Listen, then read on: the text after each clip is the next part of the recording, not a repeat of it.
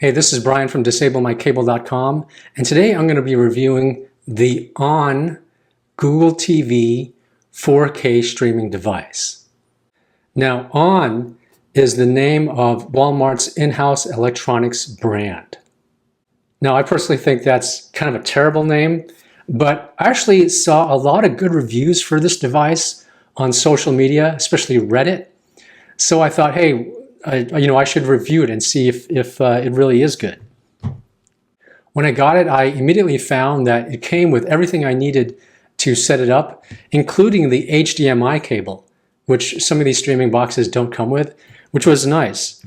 The unit itself is really small. It just has a micro USB connector on one end for power and HDMI on the other, along with a reset switch. It also comes with the remote, batteries, and power adapter. There are two ways to set up the device. One using the Google Home phone app, and the other one just using a remote control and the on-screen letter picker to enter passwords. So I tried both methods. First, I tried the method that required installing the Google Home app on my phone. So when I did that, it went pretty smoothly until the step where I had to enter my Wi-Fi password, and for some reason it wouldn't take it. I tried many times and I'd reset the devices and it would not take my Wi-Fi password. Finally, I moved the devices closer to my Wi-Fi router and then it worked. And then I moved everything back to my TV and it worked after that point. So I don't know if there was just a glitch or something related to setting up with a phone that made it not recognize my Wi-Fi network, but that's what happened to me. Now, I also reset the device and started over again and did the whole setup process without using my phone. And in that method, you have to use the remote and click around using the direction keys to enter your passwords, which is kind of a pain. But for me, I didn't have the Wi-Fi setup problem. It recognized my Wi-Fi password immediately when I did it using this method. So although it was more of a pain, it actually was faster for me. Now, if your router is close to your TV, you may not have any of these issues that I did. But for me, I like the fact that I can set this up without having to install a phone in my app. And I'm willing to put up with the temporary pain of using this letter picker to do the cumbersome password entry. Now, once I had everything set up, it went straight to the home screen.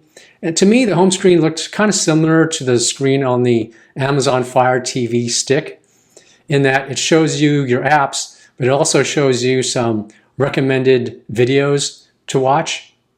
Now, some people might like that because that lets you discover movies and TV shows to watch without having to open each of your apps. So that might be a bonus for some people. But it does make the home screen kind of cluttered. And on this device, I found that it was kind of hard to tell what thing I was selecting on the screen. I wish the highlighting was stronger. And if you have vision problems or if you don't have perfect vision, this might be kind of problematic. But other than that, it was pretty easy to navigate on the screen using the direction buttons and just clicking around. Now, this device has an Android Google TV streaming box, so it has all of the apps that you would expect. I personally tested YouTube, Tubi TV, Pluto TV, Sling TV, Tableau, and Google's free TV streaming app called Google TV Free Play, which was actually pretty good. It had local news channels on it. Of course, there are many other apps available on this box. I tested it with the Tableau Gen 4 DVR because that's why a lot of people online purchased this device. Is the Tableau didn't work so well with their Roku, so people were saying, hey, just buy this and it works. The Tableau does work well on this device. I didn't find any problems. I also tested the voice search feature, and that recognized my voice well. When I searched for content, it searched through multiple different apps to find results. But unfortunately, it did not search through YouTube. I tested that by searching for a movie that I knew was available for free on YouTube, and it didn't find it, unfortunately. So for me, I would probably end up searching YouTube separately. Now, this device also has Chromecast built in. Now, I didn't have such great success using that. On my iPhone, the only app that I could find with the Chromecast logo was YouTube. And I did test that, and it did cast to my TV, so I was able to mirror my phone to my TV on the YouTube app. But I couldn't find any other apps with the Chromecast logo, including the Chrome browser. So for me, the mirroring wasn't very intuitive. If I find more details on how to do that, I'll post them in the comments. Finally, I wanted to talk about the remote control. I actually love this remote control because it's white, and it makes it really easy to find on my couch. I also like the choice of buttons. They've chosen YouTube, Netflix, Disney Plus, and Paramount Plus, which won't satisfy everyone, but I think they're reasonable picks for these quick launch buttons. So overall, I was really surprised by the On Google TV streaming device for $20 at Walmart.com.